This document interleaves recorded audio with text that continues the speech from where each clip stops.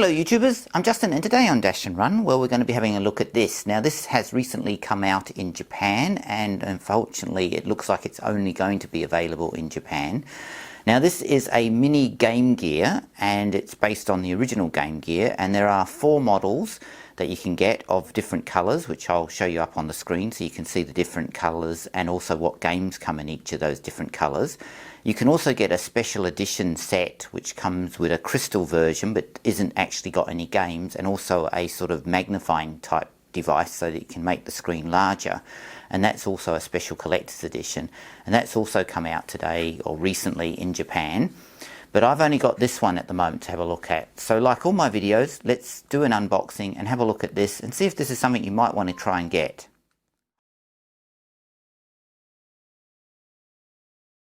First thing out the box is basically the manual, but unfortunately it's only in Japanese. Because this device is only available in Japan, they haven't released any other language in the manual, so that's a shame, but you do get some sort of manual at least.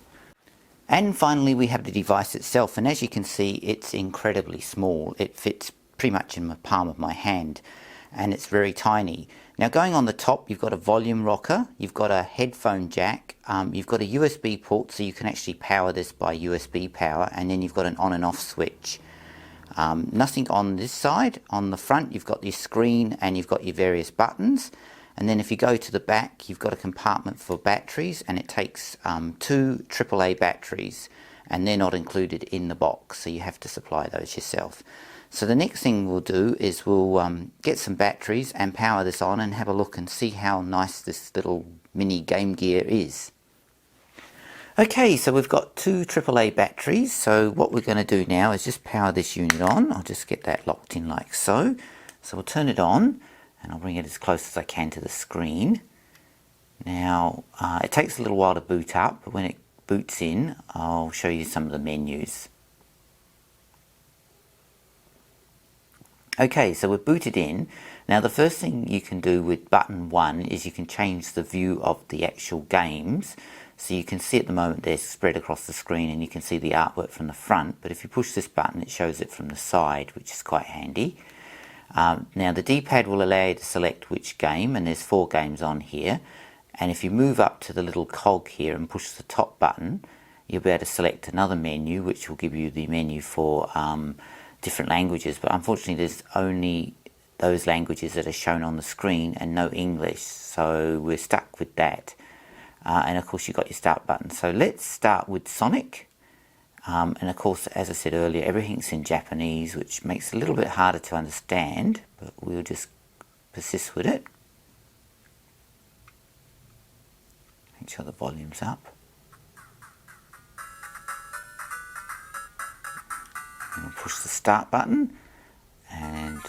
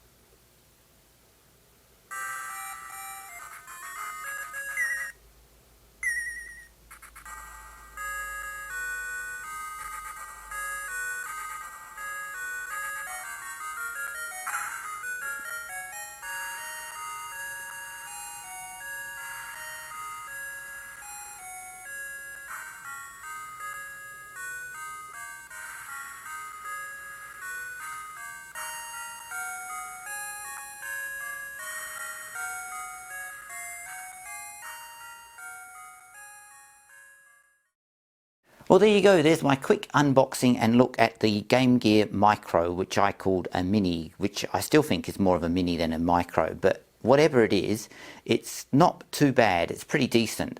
Unfortunately, some of the negatives I'd go for is the fact that we don't have an English language version, and the fact that it's not actually coming out to the West, only in the Asian market, severely limits the availability of this anyway. But the fact that they didn't even bother to include English as one of the languages makes it even more of a problematic type thing to get, because you don't understand the language, you can't play some of the games, which is a shame. Some of the pluses though is that it is very nicely made. The screen is excellently clear.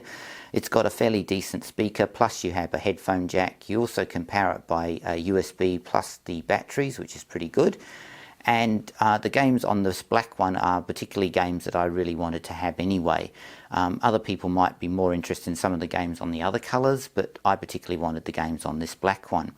If you went for the collector's edition, which would set you back quite a bit of money, you also get the crystal version, which I've shown you on the screen now, plus a magnifying screen, which is quite neat. But this device, I feel, probably appeals more to people like myself or other people who like to collect more unusual consoles. Because of the fact that it's not coming out to the Western market, it's going to severely make it very hard to get hold of and definitely limit the availability of it. But if you're willing to import it and you are into these sort of things, it's definitely worth getting. Anyway, I'm Justin, and as always, thanks for watching, and please subscribe to my channel.